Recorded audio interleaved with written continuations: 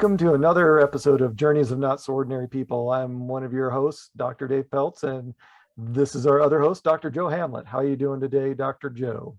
Hey man, I'm doing good. Very good. I'm excited. I'm breathing. I'm here, and so that's again another good day. And you look fabulous. Well, thanks. You do too, Dave. So Hopefully, we're not going to continue down this path. yeah, yeah, that's Compliments that's and another that's another episode. right. So today's episode, we're going to talk about something that a lot of people fear, and it's not the monsters under the bed or the dark alleys. What we're referring to is public speaking. People still are terrified to speak publicly. I saw not too long ago, it was actually it's been a while, but it still cracks me up to today that a comedian said um, people would actually rather die than speak publicly. It's like, really? That's where your head's at. You'd That rather die extreme. than speak publicly. So we're Wow. here to demystify what public speaking is, and hopefully give you some tips and tools on how to be more comfortable about speaking in public. So I'll go ahead and kick us off here. So public speaking, folks, listeners, viewers, you do it every day. You do it all the time. Even when you're by yourself, you're speaking publicly. So whether it's to your spouse, your children, your peers, your colleagues, ordering lunch or breakfast, going to the movies, paying for, your groceries, you're speaking in public. Get over yourselves. So it's not that complicated. So tips and tools. Okay. So if we take it, if we take the perspective that we do this all the time anyways, it's no longer it takes away a lot of the fear, because many of us are okay or comfortable talking with our spouses, boyfriends, girlfriends, significant others, kids, relatives, friends. um, so hopefully you're okay, or at least semi comfortable speaking with your boss and your supervisors and your colleagues and coworkers. So keeping that in mind, what can we do to make that easier for those of us that are still nervous or fearful of speaking in public? So for me, I grew up, and believe it or not, I'm an introvert. I like to keep to myself. You know, teaching, I love to teach, not for the fact that I'm presenting, but because I'm sharing knowledge or information. So when we think about sharing information and doing it verbally, as in presenting publicly, Right. public speaking and presenting and teaching is really just another form of communication. So what do I mean by that? Okay, so we have listening and speaking, and we've all heard, or most of us have heard, we've been given two ears and one mouth. Listen more, speak less. When your task is to present an outcome or provide information to your team, or you're correcting your children or your pets, or complimenting your children or pets, or colleagues, that Right. that becomes a conversation. And if we change our perspective just a little bit, instead of saying to ourselves, well, I have to present, I have to speak publicly, and approach it more from I'm just going to have a conversation, it becomes much easier for us subjectively. That means through our own perspective, because we've altered our perspective. And the same goes for interviewing. I'm going to pull that in for a minute, because a lot of people are nervous about interviewing. It's just a conversation, just like teaching and presenting and reporting out on your project status, or, giving the results of, your sales numbers, or your how many classes you've developed, or the number of data tickets that you've taken care of, what have you. It's a conversation. So how do we become more comfortable with conversating? Well, hopefully by this point, you've done a lot of speaking throughout your lives. You've had a lot of conversations. You've paid for your food, you've ordered groceries, you've gone through the grocery store, you've asked questions. Do you have this in blue? Do you have this in a size 12? What other colors do you have? Do you have, in this size or this measurement? Um, that's that's just a conversation. So, um, put simply, I mean, for me, it's about a conversation. When I start getting in my head, when I start overthinking about teaching a class or presenting, which I do sometimes, I have to remind myself it's just a conversation. Joe, what are your thoughts? So for me, much like you, I'm really an introvert as well. In most cases, I mean, there are times when I go over the top, and one of those places where I did that was for me was basketball. That's where I could express myself and be a different person almost, because going back to almost like what you said about the conversation piece, to me, basketball was my form of communication.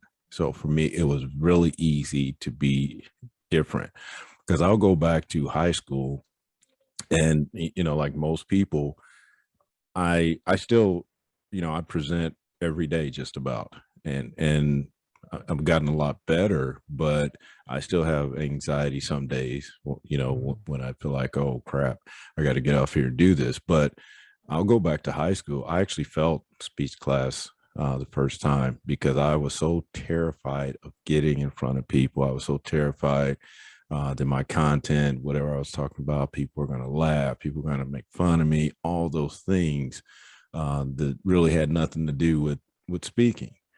And so for me, that was my biggest challenge, and it still remains my challenge sometimes, that people are going to view me in a different light than I view myself. And we've talked about this before. It's that your idea of people's perception about you is altering the way you think, the way you see things. And so for me, that's what it's become more of, really having confidence in myself, and not really being concerned with other people. And I think that's the biggest challenge people have, is that perception of the way people think they're being viewed. and, Or and I being think, judged. Yep. right, or being judged. And so some of the things that I've thought about, or people have helped me with, is, for one, the, typically, say if you're teaching or doing a training session, you're the expert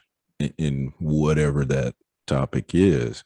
And so the people on the other side, the people receiving your information, are probably not going to be as knowledgeable about this. So you already, command respect because of your knowledge or your Mhm. experience. And so one thing I highly recommend, if you are tasked to present or anything, make sure you're knowledgeable about your topic, or enough about your topic that when people do ask questions, that you're going to be able to answer them. And if you can't answer them right away, the response is, I'll get back to you. I don't have that information. But just having that confidence, knowing that when you go into that situation, Mhm. that you're going to have the information that you need. That has been very Yeah. helpful for me. Like I say, even being a doctor and teaching, training, all those things, it's still, I still have that reservation that I'm not doing it well. And typically after it's all said and done, a lot of times people come up and say, wow, that was great. Or it's just that going back to that confidence people lack, especially getting in front of people.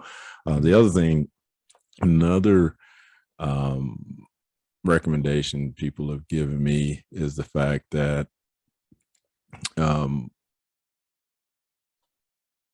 oh, I lost my train of thought. That's okay. I'll interject. I was thinking about what you were saying about being an expert. Being an expert doesn't mean that you know everything about a subject. And it's okay to not know everything. I don't expect anybody I speak to or with to know everything about something, even if they are an expert. You Oh, know, let me go back. It just popped back in my head. I don't want to lose it. So when I'm faced with a situation like in interviews, I always like to, whenever I'm an interviewer, I always like the idea to ask that person I'm interviewing a little bit about themselves, because that helps them relax. Because if you know anything, you know about yourself, and this is a absolutely. chance for you to get rid of some of those butterflies, And so that's one recommendation I have for people that are ever going for interviews or things like that. Have a, maybe a 30-second or a minute and a half elevator speech of who you are, what you do, those types of things, just so you have that in your mind. Even if it doesn't come up, it still gives you that uh, relaxation that about you. Nobody can take that away from you. So if you Right. go into your mindset or change your mindset into whatever situation, preparing yourself to talk about you, it makes that other stuff start to flow easier. So when people start asking you or you start having a conversation, that's at the top of your mind or at the forefront. And so Right. for me, that's been helpful, just knowing, thinking, just reflecting back on me first, and not necessarily whatever situation you're going into, whatever conversation you're about to have, whether it's a presentation. Think about you first. Get comfortable with where you are, and then for me that has worked tremendously. Just looking at myself, not concerned about whatever this external situation is, and gaining that confidence in myself again. So I just encourage people to think about them, think about those things that make them happy. Just get in a good space before you present. And Right. so even with this podcast, I knew we were going to be talking about public speaking. That's what I started doing, thinking about how cool this is and those types of things that gave me that energy to want to move forward. Then I almost blew it by forgetting this whole thing. So, Well, and but that's again, part of public speaking. that's part of public speaking, because Sometimes you fall off that train of thought, and right, you gotta get yourself back together, and that's okay. right, To kind of differentiate, you brought up, or we both brought up, like an interview or training, or that's more of a formal type setting versus an informal setting, which might be ordering your lunch, or getting your parking ticket, so you can park in the parking lot, or what have you. That formal versus informal. So your informal communications in public are probably going to require much less, if any, preparation. I don't right. find myself walking through the grocery store thinking to myself, well, when I get up to the cashier, this is what I'm going to say. It's like, yeah, here's my but stuff, but to be here's my but to be card. honest, Some people do, though. people Some have to do that because some again, people it's do. that whole fear of communicating with other people. Yeah. Because again, that's a perfect example. Say you just purchased something, it wasn't correct. You're going now to the customer service desk. Yeah. Now you have to present. Yeah. You have to say, you have to state your case.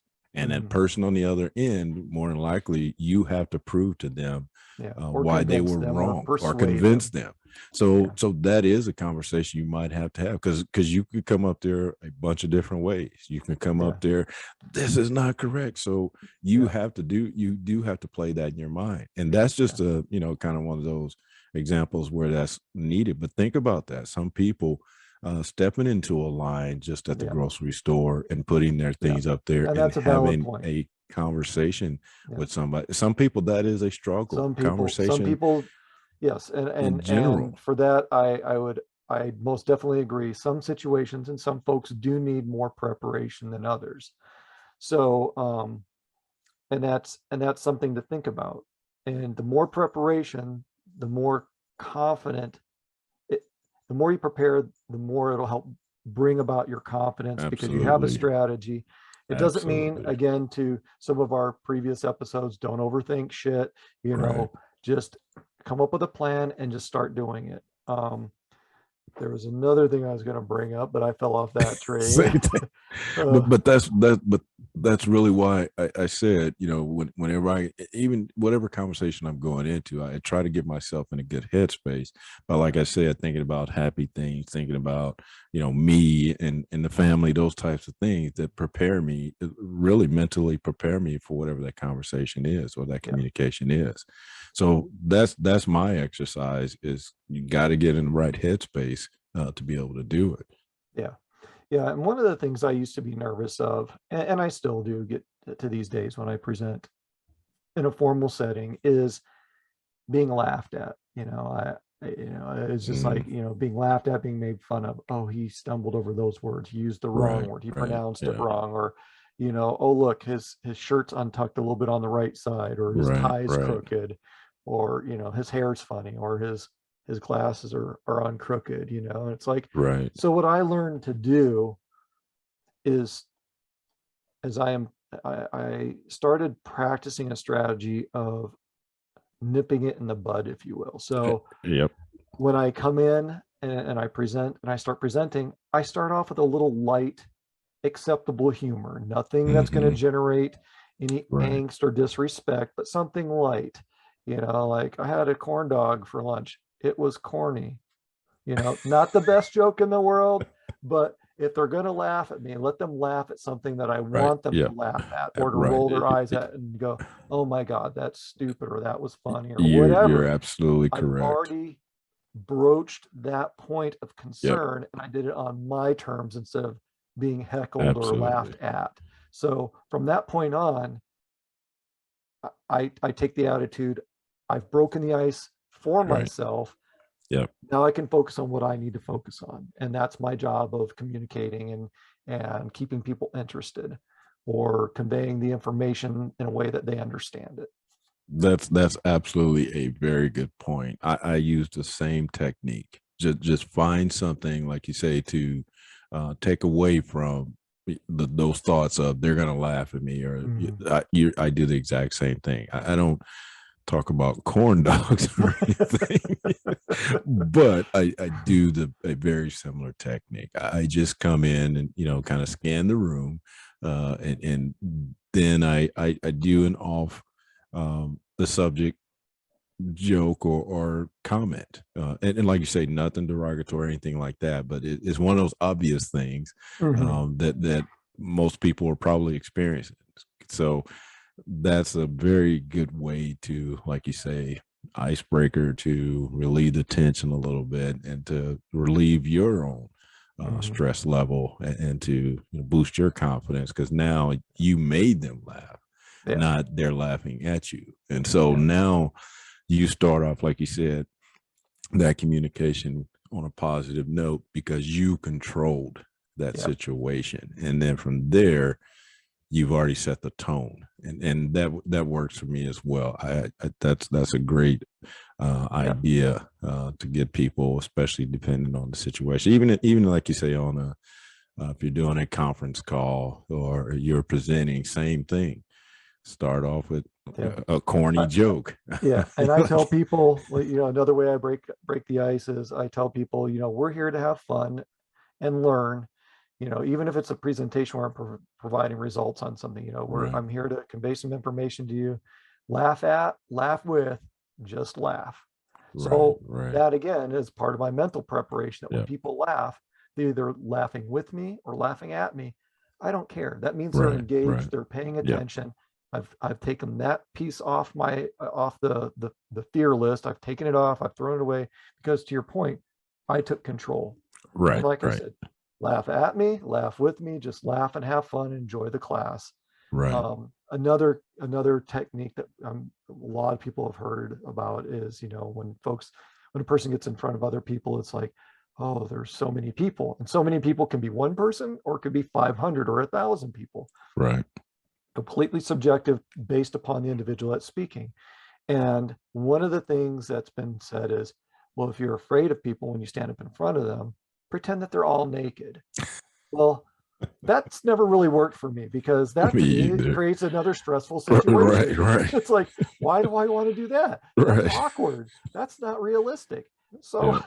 what I tell people is, instead of that, is imagine that they're a classroom full of students, whatever age is comfortable to you, whether it's your children, whether it's grade school, high school, college, but they're students. They are there to learn from you, Hmm. whether it's the results of a report, a presentation on, a project status, whether it's a topic, maybe it's a safety discussion, or maybe it's attendance, or what have you. Just put it in your head that they are students there to learn from you. And, it's kind of like, or pretend that they're your children if you have children, and that tends to put us at ease, because we're used to, or are fairly comfortable with, talking with children, because Right. Typically, not all the time, as adults, we have the position of authority because of our age and experience. And Right. to your point earlier, when you're in front of people, whether it's a room or an office or cafeteria or outside, you're the expert. It doesn't, Right. again, it Yep. doesn't mean you know everything. It just Right. means that you're knowledgeable in that area. And to your point, bringing back the interviews, no one knows you better than you. Right. So again, Yep. practice and preparation, and maybe that practice and preparation is standing up in front of a mirror and starting it, or Absolutely. Yep. using a web application to record yourself and view it back and take notes. Or maybe it's just having an outline in your head. These are the three things I'm going to talk about. This is the point I need to make about each one of them, and then I'm done. And for Yep. me, it was greet people, be polite, shake their hand. Hi, my name's Dave. Nice to meet you. Here are the three topics I want to talk about. You talk about each one of them. Here's, make sure you meet your points. And then you say, what questions do you have? Or did I answer, what questions do you have? Can I answer any questions? Great. Nice to meet you. Take care. See you later. Sometimes just Right. having that. And I used to actually jot down on a sticky note or a piece of paper, you know, say hi or introduction, topic one, point one, point two, point three, topic two, point one, topic three. These are the 2 points I want. And I would go through and I'd look at it. Excuse me just a moment. I'm going to look, make sure, yep, I've covered everything on that one. Here's the next topic I want to talk about, because it keeps me focused. And when I'm focused on what I'm there for, it distracts me from what other people are doing or thinking, Right. and whether it's positive, negative, or indifferent, whether it's towards me or maybe they're chuckling because they saw something on their phone. I don't know. It removes me from that perspective and keeps me focused. That's a very good point, Dave. For me, it's the mental preparedness. Like you say, put that script in your head of what you want to cover, and I think that helps you get in that mindset, get in um, that mode of that communication. For me, it is all about the mental preparation. That's why I say anytime I go into a situation, and I do sometimes get in front of a mirror, or I said a hundred times before I actually get out there. When I drove long distances, back and forth to work, that was an excellent opportunity for me to prepare, mentally prepare, do my speech, just so I'm hitting, like you said, those topics that I need to cover, and make sure that I cover those, so it doesn't throw my whole agenda or schedule off track. And so I think that's the biggest part. So when you see people up there speaking fluently, and really in control, it's because they, like anything else, they practice it. They don't just come up to, and sometimes you may have an impromptu situation, but as long as you have at least a few minutes to kind of get your thoughts, gather your thoughts, get your mind ready to do that, make sure you got those key points that you need to cover. And even if it's just a mental agenda on the progress of that particular communication, as long as you at least have that, then I think you'll be better off versus Right. just jumping up there and just start rambling. And I Yeah. think that's when I see people do that, not to say that I'm an expert, but you can kind of tell those people that have mentally prepared, gotten prepared, whatever it takes for them to get to that point. But other people will stray, other people Mhm. will, go down the wrong path. And so in my communication, I try to be very intentional. I try to, Right. stay to the point, and I do have room for veering off, but I don't want to get too far down or off the track, because it's hard for me to come back. So for me, it is, most of it is that mental preparedness. Because like I said, Yeah. we said it, even sometimes people just in a grocery line having to come up and hand their card, or that's a challenge for Yeah. a lot of people. And so getting in that right mindset, I know my wife is really good at it. You know, when we go to the grocery store, I watch her through the store say hi to people, kind of like what you said. You say hi, and do those things, and my wife is really good at that. And so that's a good approach. But she in her communication, she's really effective. And so I've Yeah. had to learn a few things from her, just because she's done it really well, and as long as I've known her. And so mental preparedness for me, I think, is the biggest thing. I think you can Yeah. speak about anything. You have to be knowledgeable about whatever the topic is. Like I said, you don't have to be an expert, but you do have to have some knowledge so that you can continue the conversation and the Yeah. communication. But the mental preparedness piece is huge for me. Yeah. And to your point earlier that you made, I just want to bring it back up because it dovetails nicely with what you're just saying. And if you don't know the answer, that's okay. Say, Right. that's a great question, or thank you for that question. I will look into that and I'll Right. get back to you. And if you say you're going to get back to someone, please follow through and Get and, back. and get back Right. to them. That's Right. that's one of the detriments to that. I'll get back to you and then you don't. Right. Yeah. That's kind of the double-edged sword there. So, but to say, wow, I do not know. That's a great question. Um, it does any, and then solicit your audience. Do you have the answer to that, or is it a rhetorical question? Or Right. who would like to answer that question? Because this is an opportunity for me to learn something as well. Right. Right. Absolutely. And Yep. that's okay. So, with that, there's a couple other points. Again, Joe and I could talk about this a lot more, but due to time constraints, we're going to try to taper it in. And yeah, so any closing thoughts, Joe? No, like I say, again, I speak professionally every day. I facilitate training, talk to people every day, and part of it is I continue to do it because I know I want to get better. I want to be that free flowing, charismatic speaker. So I continue to practice. I keep doing it. So mental preparedness is the other thing. So keep doing it.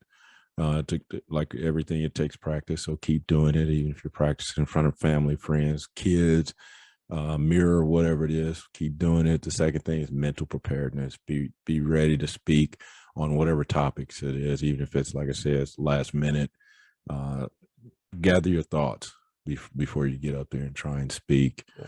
Um, and then the third thing, like I said, um, maybe lighten the mood, like you talked about, controlling the audience. We've kind of said it two ways. Telling joke to kind of relieve the stress and the tension of that situation. And then the second thing is you are the presenter, you are the whatever your position is, educator, you're informing people of something. So you're more than likely going to be a little more knowledgeable than other people. So again, that should help you with a little bit of confidence. So those tips from me are what have been helping me. Like I say, I was terrified in high school of public speaking. Like I say, now I do it on a regular basis, and just, I guess, put the mic in front of me sometimes and I'm okay. And other days I still struggle with it, but I know it's a work in progress, and I continue to try and work on that. So Yeah. Yeah, great points, Joe. Thank you very much for that. My final thoughts are, along the lines of, telling that light joke. And, yep. I just want to add in, it's okay if they don't laugh. Right. I've told my versions of corny jokes, or, light jokes, and I've gotten like no response. I mean, just stone Yep. cold poker faces. It's like, and I'm like, oh, tough crowd this morning or this afternoon, and people still no Right. response. I'm like, laugh at or laugh with, just laugh, Yep. folks. Yep. Still no Yep. response. And then I usually follow up with one final statement like, well, I guess I shouldn't have drank so much coffee this morning. Or maybe we need more coffee in here or something like that. And then I say, anyways, let's just get into it. And then just let it go, Yep. because there are circumstances where folks are not going to elicit a response, either because they're not Right. required to, or they're not supposed to, or maybe they just didn't have their coffee. Who knows? It's But yeah. okay. Yeah. So, with that, public speaking, some tips, some tools for you to hopefully use and consider to make you feel more comfortable when you're presenting in front of other folks. So until next time, keep on being your not so ordinary you.